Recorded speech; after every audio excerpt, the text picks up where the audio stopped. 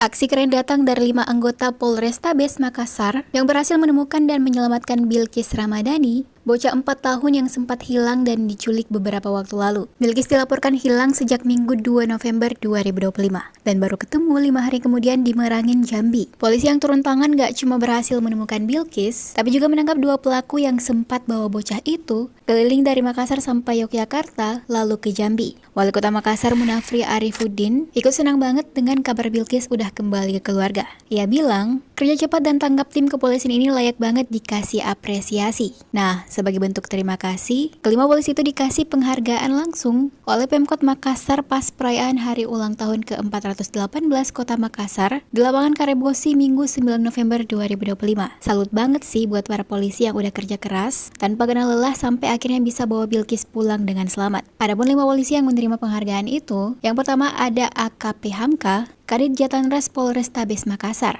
Ibtu Nasrullah, Kanit Reskrim Polsek Panakukang, Ibda Supriyadi Gafar, Kasubdit 2 Jatanras Polrestabes Makassar, Bribka Megawan Parante anggota Jatanras Polrestabes Makassar. Dan terakhir, ada Bribtu Muhammad Arif, anggota Jatanras Polrestabes Makassar.